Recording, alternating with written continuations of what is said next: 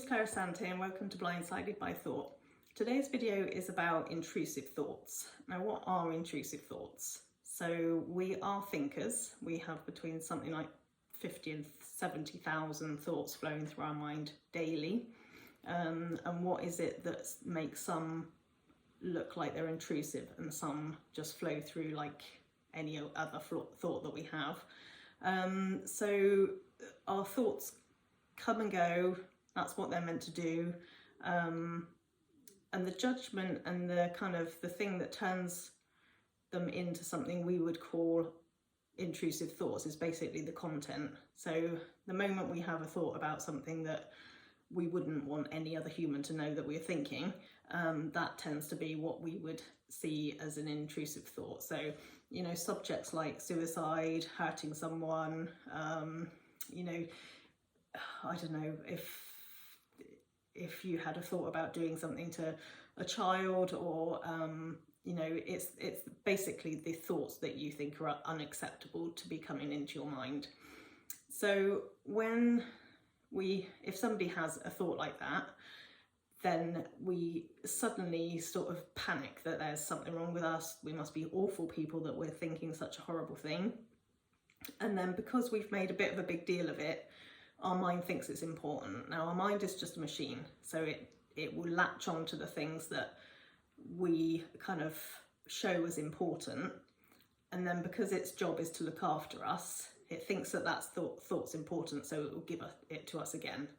And it tends to be kind of our reaction to the thought in the first place that would alert our mind to tell it that it's something that needs to be thought again. Of course, then that happens again, and then again, and then again, because it's like an alarm. Our mind is just bringing it up, a bit like the algorithm on Facebook. The more you think something, the more we're gonna get it.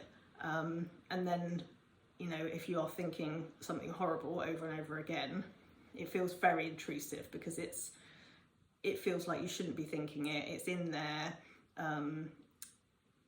It's something that you probably wouldn't admit to another person because it would make you look like you're a bad person.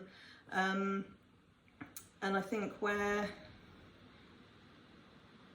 the judgment is, that's kind of the problem. So when we have thoughts that we don't like, they're actually only made of the same stuff as the thoughts that come and go. So if you had a song playing in the background, you're in the kitchen, there's a song on the radio that you don't like, you could still be in the room with it. I mean, it's just kind of there, you listen to it, at some point it'll finish and something else will come on that you might like. And that's the same with our thoughts. So if we got involved in the notes of the music and the singing and everything, you know, it would feel very kind of big and heavy, and you'd probably feel like you needed to get out of that room. And the same with the thoughts. The more attention we give them, then they actually become a bit of a problem because we're sort of buying into them, taking them as real and true. But if you can just let your thoughts flow like the song in the background, then there is no suffering, because the content actually is irrelevant. It doesn't really matter the content of your thoughts. It's just knowing that it is thought, and just allowing it to do its thing in the background. And then I think once you sort of start to realise that the content is irrelevant, then it means that you don't buy into these thoughts so much, and eventually, because you're not sort of seeing them as something that your mind's not seeing it as something important, so eventually it kind of, the volume turns down, and then you know, they either disappear or they don't, you know. But I think where we see these thoughts as a big problem, then that's where the suffering is. And when you realise that it's just kind of something in the background that can just be there, you know, it doesn't matter how horrible the thought is, doesn't mean to say you can act on it or do anything with it.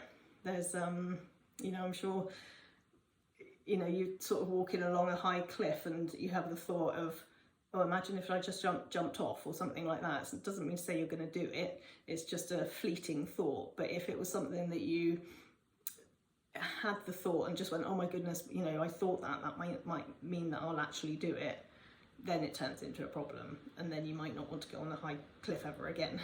So yeah, so I think, you know, it's the judgment.